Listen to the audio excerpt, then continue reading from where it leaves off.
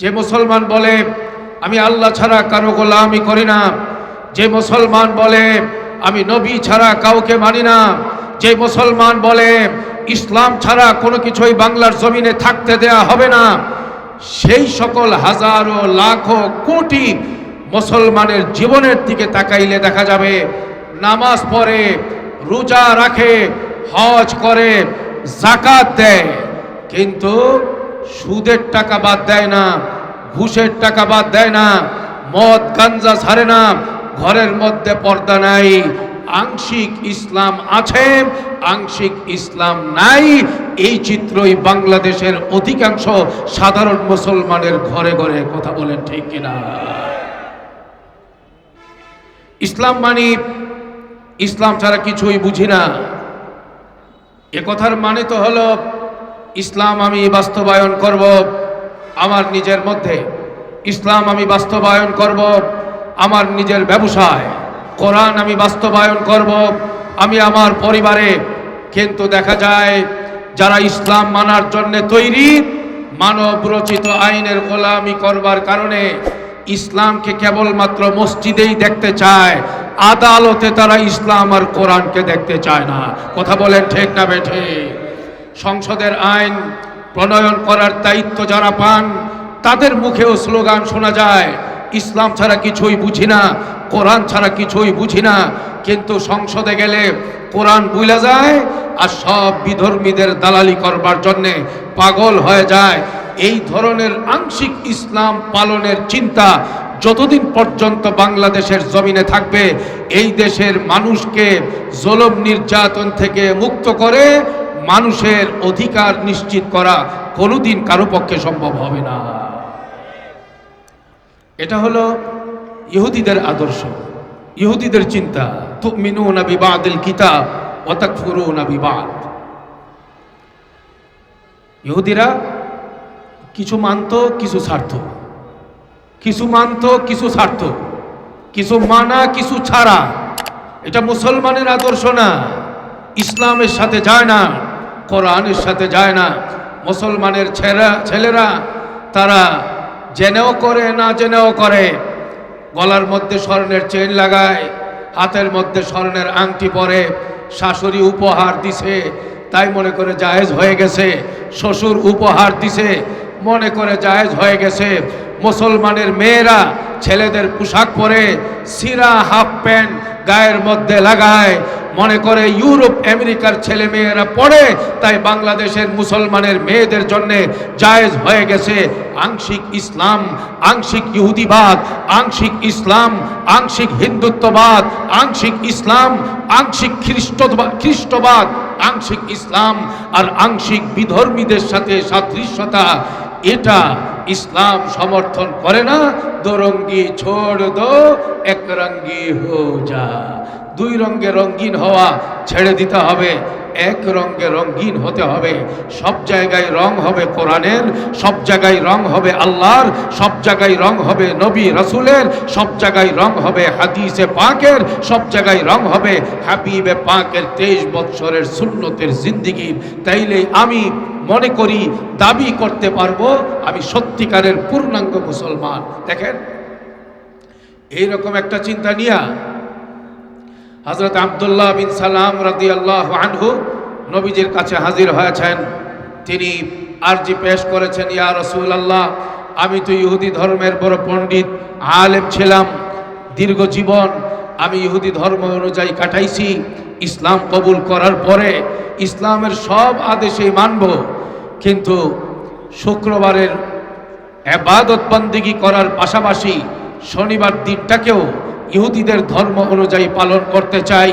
ইয়া রাসূলুল্লাহ, শরীয়তে ইসলামিয়া অনুযায়ী গরুর গোশত আমি খাই, ছাগলের গোশত আমি খাই, মুরগির গোশত খাই, হালাল সব গোশত আমি খাওয়ার জন্য প্রস্তুত আছি।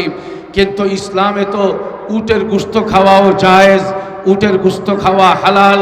ইহুদি ধর্ম অনুযায়ী উটের গোশত খাওয়া হারাম। ইয়া রাসূলুল্লাহ, ইহুদি ধর্মের সাথে আত্মার সম্পর্ক মজবুত হওয়ার কারণে আমি উটের গোশত খাইতে আমি চাচ্ছি না, আপনার কাছ থেকে এজাজত চাইতেছি। ইসলামের কিছু বিধান মানব, ইসলামের কিছু বিধান ছেড়ে দেব, কিছু ইসলামিক আর কিছু ইহুদিবাদী মতাদর্শ আমি আমার জীবনে বাস্তবায়ন করব।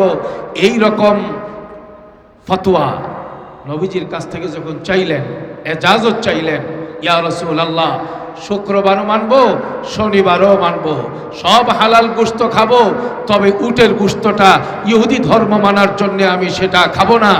এই রকম আবদার যখন জানাইলেন, নবীজি নিজের থেকে ফতোয়া দেওয়ার ক্ষমতা রাখেন না। আয়াত নাযিল হয়ে গেছে, ইয়া আইয়ুহাল্লাযীনা আমানু দুখুলু ফিস-সিলমি কাফা, হে ঈমানদার বান্দারা ইসলামে পরিপূর্ণরূপে দাখিল হও, আংশিক দাখিল হওয়ার কোনো সুযোগ নাই। ইসলাম মানতে হবে পূর্ণাঙ্গভাবে, ইসলাম মানতে হবে সব জায়গায়, ইসলাম মানতে হবে সকল শ্রেণী পেশার মুসলমানকে, ইসলাম মানতে হবে নিজের ইচ্ছা মতের সাথে মিলবে অথবা না মিলবে, হার হালাতে ইসলামকে নিয়েই চলতে হবে। এটাই হইল কোরআনের দাবি, এটা হাদিসের দাবি, এটা আল্লাহর পক্ষ থেকে হুকুম। সেজন্যে আমি আপনাদের সকলকে জানাতে চাই এই বিষয়টা। আগামীতে যারা ক্ষমতার মসনদে বসতে চান, কে কোন দল করেন সেটা আপনার ব্যাপার, কিন্তু যখন আপনি ক্ষমতায় আসবেন, আপনি পূর্ণাঙ্গ ইসলাম পালন করেন, সেই দাবিটা তখনই করতে পারবেন দেশের আইন আদালত যদি কোরআন এবং হাদিস অনুযায়ী পরিচালনার দায়িত্ব আপনার কাঁধে নিতে পারেন। সব জায়গায় কোরআন, সব জায়গায় ইসলাম। কে রাজি হবে, কে নারাজ হবে, এই দিন দেখার, এগুলো দেখার চিন্তা ভাবনা বাদ দিয়ে দেন। বহু হালাত আমরা দেখেছি, কখনো ইন্ডিয়াকে আব্বা ডাইকা দেশ চালানোর চেষ্টা করেছে কোনো কোনো দল, কেউ আমেরিকাকে আব্বা ডেকে দেশ চালাবার চিন্তা করবে। এগুলোর একটা দিয়াও দেশে পূর্ণাঙ্গ শান্তির সমাজ কায়েম করা সম্ভব হবে না। শান্তির সমাজ কায়েম করা সম্ভব হবে যদি এদেশের মূল আইনের প্রস্তুতি থেকে শেষ পর্যন্ত কোরআনকেই যদি একমাত্র অবলম্বন করা হয়, ইসলামকেই যদি একমাত্র প্রাধান্য দেওয়া হয়। তন্ত্র মন্ত্র সব দেখা শেষ, এখন শুধু ইসলামের বাংলাদেশ দেখার বাকি আছে। কথা বলেন ঠিক না বেঠিক? সুতরাং আমি আপনাদের সকলের কাছে উদাত্ত আহ্বান রাখছি, আসুন ইসলাম নিয়ে দেশ গড়ব, আসুন ইসলামের আদলে সমাজ গড়ব, আসুন ইসলাম নিয়ে বাঁচব, ইসলাম নিয়ে মরব, ইসলামের জন্য প্রয়োজনে জীবন দেব। রাজি আছেন ইনশাআল্লাহ? সবাই রাজি আছেন ইনশাআল্লাহ? ইসলামের জন্য রক্ত দেওয়ার প্রয়োজন হলে দিবেন ইনশাআল্লাহ? জীবন দেওয়ার প্রয়োজন হলে দিবেন ইনশাআল্লাহ? সারা পৃথিবীর যা কিছু দেওয়ার প্রয়োজন দিতে প্রস্তুত থাকবেন? এই স্লোগান বাংলাদেশের সব জায়গায় শুনি আমি জীবন দেব, আমি রক্ত দেব, আমার টাকা পয়সা সব উজাড় করে দেব ইসলামের জন্যে। কিন্তু সেই ইসলামটাকে গালের মধ্যে বাস্তবায়ন করতে তো টাকা পয়সা লাগে না, দাড়িটা রাখেন, এটার জন্য প্রস্তুত নাই। এখন কিন্তু অনেকে মন খারাপ করবে। ভাই আপনার আগেরটার সাথে যেমন, আমার আগেরটার সাথে আপনি যেমন আছেন, পরেরটার সাথে একমত হইতে হইব, না হয় দেখা যাবে সাধারণ সাধারণ জেহাদে আপনি যদি হেরে যান, মূল জেহাদের ডাক দিলে আপনারে পাওয়া যাবে না, আপনার জুতাগুলো শুধু ময়দানে পাওয়া যাবে, জুতা ফালায় দো। এই জন্যে মূল টাইমে কারে পাওয়া যাবে আর না পাওয়া যাবে, এটার প্রাথমিক পরীক্ষায় পাশ হওয়া লাগবে। ভাই যারা গালের দাড়িগুলো কাটেন, আপনি মস্করার শিকার হবেন, আপনি আপনার বন্ধুদের কাছ থেকে তিরস্কার শুনতে পারবেন, কিন্তু এই তিরস্কারকে যদি জয় করতে পারেন, মস্করাকে যদি জয় করতে পারেন, আর যদি মনের বিরুদ্ধে লড়াই করার এবং সংগ্রাম করার সিদ্ধান্ত নিতে পারেন, আমি মনে করি জিহাদের ময়দানে হাজারো ইসলাম বিরোধী শত্রুকে আপনি একাই কাঁপাতে পারবেন ইনশাআল্লাহ। সেজন্য আপনাকে আগে প্রস্তুত করতে হবে সাহাবীদের আদলে, প্রস্তুত করতে হবে মুজাহিদিনদের পোশাকে, প্রস্তুত করতে হবে কোরআনে কারীমের তিলাওয়াত দিয়ে। ভাই আমি জিহাদ করব, আমি রক্ত দিব, আমি সব করব, কিন্তু আমি যদি বলি আজকের এখন থেকে মোবাইলে কোনো গানের কোনো কিছুই রাখা যাবে না, দেখা যাবে না, এমনকি যত রকমের সগীরা গুনাহ কবিরা গুনাহ চোখের মাধ্যমে হয় সব বাদ দিয়ে চলতে হবে, তখনই দেখা যাবে আমাদের পরবর্তী জেহাদের আগে প্রথম জেহাদ 1 সেকেন্ডেই শেষ। আজকে আমি চ্যালেঞ্জ দিয়ে বলতে পারি, এই মৌচাকে 1000 বাসা যদি পাওয়া যায় তল্লাশি করে, 1000 বাসার মধ্যে যদি যাচাই করা হয় কারা কারা সকালবেলায় কোরআন শরীফের তিলাওয়াত করে, 1000 বাসা বাড়িতে পাওয়া যাবে। 995টা ঘরে সকালবেলায় পুরা 1 বৎসরে একদিনও বাবাও কোরআন শরীফ পড়ে না, মাও কোরআন শরীফ পড়ে না, ছেলে কোরআন শরীফ পড়ে না, মেয়ে কোরআন শরীফ পড়ে না। এমনকি 1000 ঘরের মধ্যে যদি চেক করা হয় তাইলে পাওয়া যাবে 1000 ঘরের ভেতরে 900 থেকে 950 ঘর এমন পাওয়া যাইতে পারে যে ঘরগুলোতে নামাজ পর্যন্ত নাই, আস্তা কবরস্থান। ফজরের নামাজ নাই,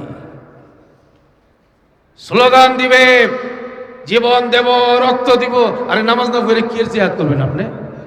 দাড়ি না রেখে কি এর জিহাদের স্লোগান দেন? আগে তো নফসকে ঠিক করতে হবে ভাই। আমার কথা বুঝতেছেন নি ভাই? হ্যাঁ, নিজেকে ঠিক করবার চিন্তা ভাবনার কথা বললেই তখন মাথার মধ্যে বাড়ি পড়ে। আগে যুবক আপনাকে বলছি, যুবক ভাই, আপনাকে নিয়ে আপনাকে ভাবতে হবে। আপনার কবরে আপনার মা যাবে না, আপনার কবরে আপনার বাবা বাঁচাতে যাবে না, কিয়ামতের ময়দানে আপনাকে বাঁচাবার জন্য কেউ পাশে দাঁড়াবে না। সেদিন আপনার ঈমান দিয়ে, আপনার আমল দিয়ে, আপনার তাকওয়া দিয়ে, আপনার সুন্নতি পোশাক দিয়ে, আপনার হাবিবে পাকের সুন্নতির জীবনে দিয়ে আল্লাহর রহমতের মাধ্যমেই আপনাকে পার হতে হবে। সেই জন্যে আগামী দিনে জিহাদের জন্য প্রস্তুতির জন্য আমরা চলুন যার যার নিজেকে প্রস্তুত করি, করবো ইনশাআল্লাহ। নাম্বার 1, 5 ওয়াক্তের নামাজ মসজিদে গিয়ে জামাতের সাথে আদায় করব। কারা কারা এখন থেকে এই কাজটা করবো? হাত দেখান। আল্লাহ এই হাতগুলোকে নামাজের জন্য কবুল করেন, জামাতের সাথে নামাজ আদায় করবার তৌফিক দান করেন, তাকবীরে উলার গুরুত্ব দিয়ে চলবার তৌফিক দান করেন। হাত নামান। নাম্বার 2, আজকের এই সমাজে জিহাদের ময়দানে সফলভাবে উত্তীর্ণ হওয়ার জন্য আগামী দিনে বাতিলের মোকাবেলা করে ইসলামকে সারা বিশ্বের দরবারে উঁচু করবার জন্য যারা সিদ্ধান্ত নিয়েছি, আমরা আমাদের নিজের ঘরকে আগে বাঁচাতে হবে, ঘরের মধ্যে আগে ইসলাম কায়েম করতে হবে। আগামী দিনের ছেলেরা যেন সাহাবাদের নমুনা হয়ে ময়দানে ঝাঁপায় পড়তে পারে, সেজন্য ঘরকে আমরা কোরআন হাদিসের আলোকে সাজাতে হবে। আমাদের এই দেশে সাধারণ শিক্ষিত মুসলমান, সাধারণ মুসল্লিয়ানে কেরাম যারা নামাজ পড়ে, ওই নামাজি ঘরগুলোতে দেখা যাবে শতকরা 70 থেকে 80 ভাগ নামাজি ঘরের মধ্যে বাবা নামাজ পড়ে, মা নামাজ পড়ে, কিন্তু ঘরের মধ্যে শরীয়ত মতো পর্দা নাই। পর্দা, বেপর্দা নামাজি মানুষ আছে না নাই? মা নামাজ পড়ে কিন্তু পর্দা করে না, বাবা নামাজ পড়ে পর্দা করে না, মেয়ে নামাজ পড়ে পর্দা করে না। ভাই, জিহাদ যেমন ফরজ, ঈমান ছাড়া যেমন পরকালে বাঁচা যাবে না, পর্দা করাও ফরজ। পুরুষদের জন্য পর্দা করা ফরজ, নারীদের জন্যও পর্দা করা ফরজ। এই ফরজের বিধান আপনি ছোট করে দেখার সুযোগ নাই। গালের মধ্যে দাড়ি দিয়ে আপনি যে সাচ্চা মুসলমান, আপনি যে নবীর সাচ্চা আশেক, তার প্রমাণ দিতে হবে। 1 মুঠ পরিমাণ দাড়ি রাখা, অনেক মানুষ মনে করে এটা মুস্তাহাব, এটা সুন্নত। সহি ফতোয়া হইল 1 মুঠ পরিমাণ দাড়ি রাখা বালেগ পুরুষের জন্যে ওয়াজিব। এই 1 মুঠের কমে যদি কেউ দাড়ি কাটে কবিরা গুনাহ হবে। এটা খাইতে গেলেও কবিরা গুনাহ হবে, বাথরুমে গেলেও কবিরা গুনাহ হবে, ইস্তেমার মাঠে গেলেও কবিরা গুনাহ হবে, হজ করতে গেলেও কবিরা গুনাহ হবে, উমরা করার তওয়াফের মধ্যেও দাড়ি না রাখার কবিরা গুনাহ হইতেই থাকবে। সেই জন্যে ভাই আজকের এই জায়গায় এটাই আমার আপনাদের প্রতি বার্তা, পূর্ণাঙ্গ ইসলাম কায়েম করার চেষ্টা করা। পূর্ণাঙ্গ ইসলাম যদি আমার মধ্যে এসে যায়, আমার ছেলেদের মধ্যে এসে যায়, আমার পরিবারের মধ্যে এসে যায়, এদেশের যুব সমাজের মধ্যে এসে যায়, আমি মনে করি আগামী দিনে কোনো রকমের রক্তপাত ছাড়াই ইসলাম বিজয়ের মুখ দেখবে এবং বাতিলের যত চেলা চামুন্ডা এমনিতেই লেজ গুটায়া পালাতে বাধ্য হবে। কথা বলে যে কথাগুলো বললাম, আল্লাহ তাআলা আমাদের সকলকে, সব ভাইকে, যুব সমাজকে, নেতৃবৃন্দকে সেই মোতাবেক আমল করার তৌফিক দান করেন, আমিন। ওয়া আখিরু দাওয়ানা আনিল হামদুলিল্লাহি রাব্বিল আলামিন। ওয়াসসালামু আলাইকুম।